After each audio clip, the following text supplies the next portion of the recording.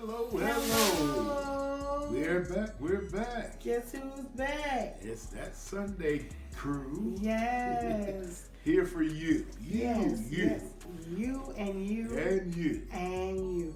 Hi, I'm Sherry Gordon. And I'm Charles Gordon. And we are Covenant for Life Marriage Maintenance Mechanics. And we are so excited to be for you today to talk about unity in your relationship, unity in your marriage, unity in your relationship. And we are so excited to even share this with you because, you know, it is so important. The rise and fall of anything is based upon unity. And we know we talked with you guys last go around on unity, but we're back here again. Yeah, because we want to drive it home.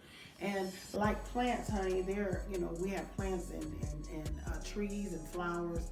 You know, they all need to be nourished and nurtured in order for them to grow. Right. And that's likened to a comparison of our relationships. We need to nurture and nourish these relationships in order for them to grow. Right. And in order for us to have unity in our relationships, we need to really understand how important it is for us to seal that bond of unity so that we can be a force against the enemy. Right. And the enemy can be anything. So, in doing that, the first thing that we want to talk about that can help seal the bond of unity in your relationship is knowledge. Right. Knowledge, to be aware of what your unity is. Yep, and how getting to know unified. Right. Knowledge about your spouse. Right. Getting to know your spouse. The things to do, the things not to do. Right. And knowing who they are, knowing what they like, what they dislike. Right. You know, and you sometimes you get to know somebody and you're watching them and you think you know them. And I'm gonna share with y'all a little thing that happened between me and my hubby where I thought I knew, and I found out that I didn't know as much as I thought I knew. When we first got married and we were stationed in Norfolk, Virginia, and it was Christmas time, coming up Christmas time, and I went to the mall and bought this nice outfit for him, at least so I thought it was, and gave it to him for Christmas, and he opened it up and he was like, "Oh wow, this is nice, it's real nice, but do you have the receipt?" It was nice. It was something that I would have worn when I was younger, I think. But it was nice. It was what I saw you had on recently, though. Something similar. We couldn't afford to get anything new. Yeah, but I, he was like, "Do you have the receipt?" And I was like, "Yeah, I got the receipt." So I gave him the receipt, and we went back to the mall. And I got me some hammer pads. There was hammer out there. And he exchanged it and got what he wanted. And guess what? I didn't get upset about it. I didn't get offended. At this time, and now retrospect, I look at it was a teachable moment for me. But at that time, I handled it well because I was like, I want to make sure that he has something that he wants. I think I handled it pretty okay. I guess I did let her know. Yeah, you wasn't ugly about it. Right. And you know what I like. But that was about the knowledge part. Right. I got a chance to really know something that I did not, didn't know. Things changed. You found out that just because something appeared to be some way that time, that was called in a period, a moment in time. When that was something I would have liked, and then it changed. Yeah. And likewise, we know our spouses or our relationships with people. Like you can know someone at work, but when they're off work, you say, they act totally different when they're not at work. Yeah. Because it's a time and a place for everything. Yeah. But with knowledge and knowing your spouse, you want to really just take the time to really get to know them, really dig into the likes and dislikes, dig into the back history so that you'll know how to flow and how to deal with different situations. That's communication. Communication. That was what I was going to say. Communicating, opening the mouth, asking the question. Communication. And also paying attention. Yes. You got to be observant. Yeah, say that again. Paying attention. Paying attention, because sometimes we, as spouses, we want to see what we want to see in our spouse. I was going to say with that, don't pay attention in a critical. Not to say critical. No, in a fantasy world. Right. You start looking at somebody and you start placing them to look like this. I know a lot of people have bought me stuff over the years thinking that, oh, that's Charles, that's Charles, that's Charles. Because I have kind of, out there kind of. He has an eccentric style. I'm so to say. Yeah. That's what people think, but really I don't. It's just, I'm not afraid to wear different type of clothes or wear colors because, and some people say, well, being as dark as he is, you shouldn't be wearing light clothes. And it's because I was, my mom would never buy me light clothes because I had a dark complexion.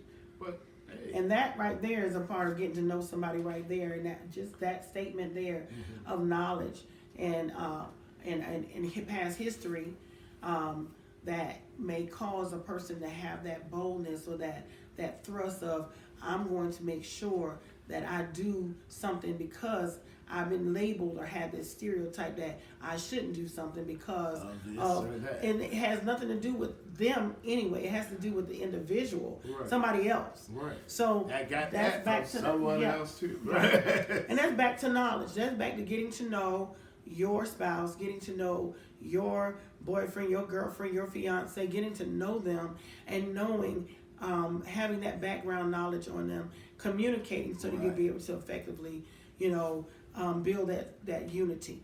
The other thing is trust. The next one is trust.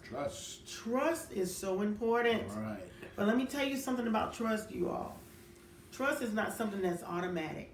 Trust is earned. Yeah, it has to be built. Built and you earned. Build it. Right. You build trust, and in order for somebody to know that they trust you or that you can trust them, it's a process. It's not something that happens overnight. Some people will say, well, how would I know to trust you if I never been put in a situation that I had to not trust you? Or thought, well, why shouldn't I trust them? Well, somebody might feel that way, but the thing about it is that in order for somebody to feel that they can't be trusted, is that they do something or they see something that has brought a question. But when you lay out expectations to your spouse, then that's when you will know whether you are in a place where y'all are now building a relationship that is trusted. Because if I don't tell you what I'm expecting or show you what I'm expecting, it's difficult for you to understand. Right.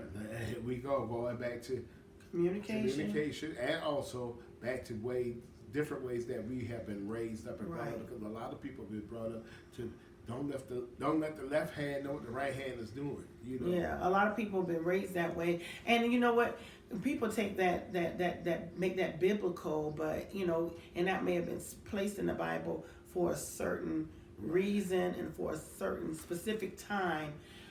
During that time, and it's misinterpreted. Yeah, it's misinterpreted and it's taken out of context and placed in marital relationships where that's not where they saw that at. Yeah, where it can create some issues. Right. Because what is happening is that you are invoking distrust. Because the two are one. That's right. So how you not gonna let? That's right. They work together. Hands work together. That's right. So, yeah. And the other thing that will help build a strong bond of unity in your marriage is reliance. Right. Being able to know that you can rely you can depend on me. You can depend on me. And when you know that you can rely and you can depend on your spouse, it makes all the world a difference.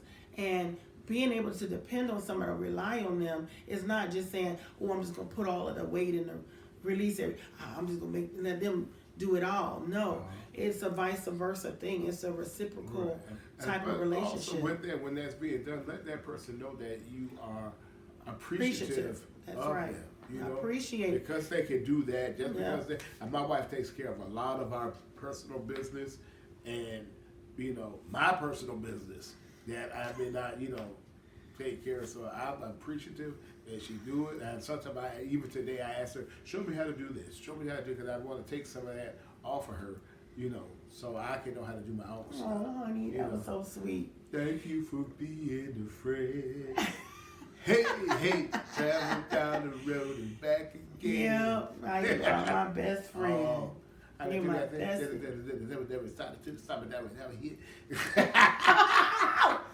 all of that. Yeah. And you know what? That's important because, and I'm grateful that. Everyone you knew.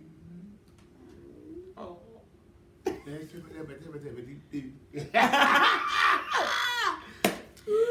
Back to reliance and being able to rely on. You done? Oh, I felt that in my spirit. He really felt that in his spirit. And I'm grateful that I'm your friend. Hey. Yes. Yeah, but back to being reliable. From the bottom, but now we're here. Yes. Okay, go ahead. Hurry up, shoot. Being reliable, it's a blessing. Yes, sir. To be able to be dependent upon, but also it is also a double blessing to be able to know that you can depend on someone. And when you are building a bond of unity, it should be between the both of you. That's right. I rely on you, you rely on me, and we're going to get the job done. We're going to get the task done. The other thing is commitment. Yeah. Commitment is so important. How committed are you to this relationship? To your commitment. Yeah. Because how committed are you to your commitment? Because your marriage is a commitment that you took before the Lord. Even if you went to the courthouse and the judge, it's called holy matrimony. I found that to be so amazing. Yes. How can you call this holy matrimony? You're not even a preacher. Yep. I mean, he reads that paper, and your certificate says holy matrimony. It's holy. It's before the Lord. And it's God. And it's all created by God. Isn't that awesome? And it's also glorified God. Right. Because the devil hates it. Yeah. So, and we have to make sure that we hold true to the commitment that we made with each other and that we made with God first. Because, when we got married, we gave God permission. Individually, because they asked. We gave God permission to use our spouse. But first, they ask you individually before they bring you together as one. They ask you, hey, you solemnly swear to this vow that you. Again, we said in past episodes that revisit your vows. Your vows. Revisit your videos if you have a video of your wedding ceremony. Yeah. But listen to those vows that you made. I'm willing.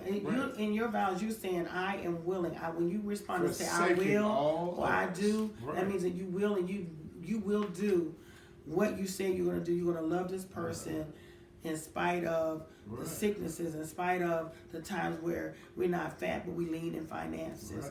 The times when we are not in the best conditions, and the times where things are not going well in our body. All of that, we vowed to, we made that commitment. Together through that commitment. That's a commitment.